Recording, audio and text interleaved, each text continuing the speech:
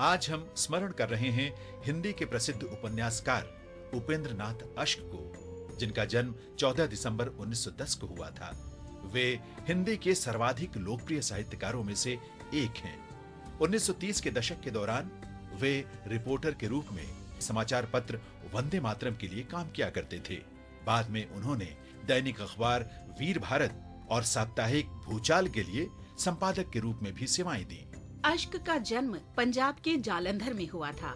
लेखक के रूप में उनका आरंभिक जीवन लाहौर में उर्दू लेखक के रूप में गुजरा, लेकिन बाद में प्रेमचंद जी के प्रोत्साहन पर वे हिंदी में लिखने लगे। अश्क का सबसे प्रसिद्ध उपन्यास है गिरती दीवारें, जिसमें 1930 के दशक में ब्रिटिश भारत में पंजाबी युवक के दुख दर्द और संघर्ष का विस्तृत वर्णन किया गया है।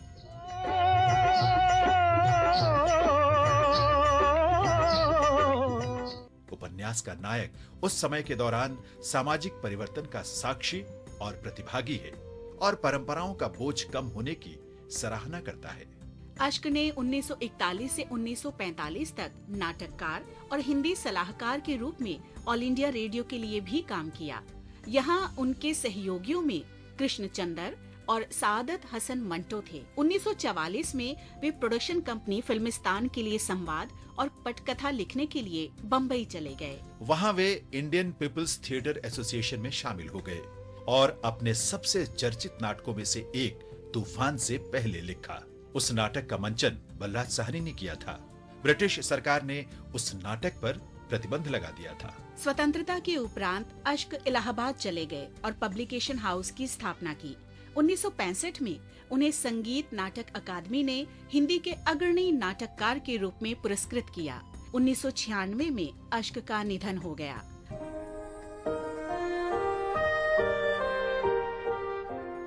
चौदह दिसंबर 1921 को बनारस हिंदू विश्वविद्यालय ने भारतीय शिक्षा में योगदान के लिए सम्मान के तौर पर एनी बेसेंट को डॉक्टर ऑफ लेटर्स की उपाधि दी थी। बनारस हिंदू विश्वविद्यालय की सह संस्थापक एनी बेसेंट भारत में अपने आरंभिक दिनों से ही भारतीय शिक्षा प्रणाली में सुधार से जुड़ी रहीं।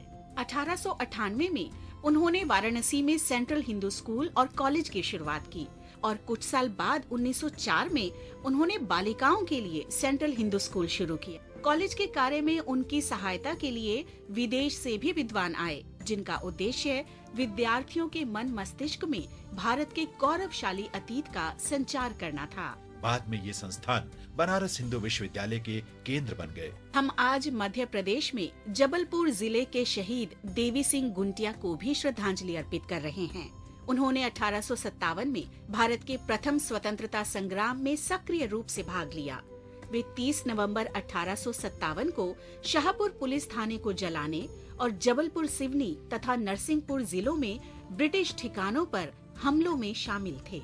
देवी सिंह ने 7 दिसंबर 1857 को कैप्टन वूली के नेतृत्व वाली ब्रिटिश सेना से युद्ध में 1,500 लोगों की सेना का नेतृत्व किया था।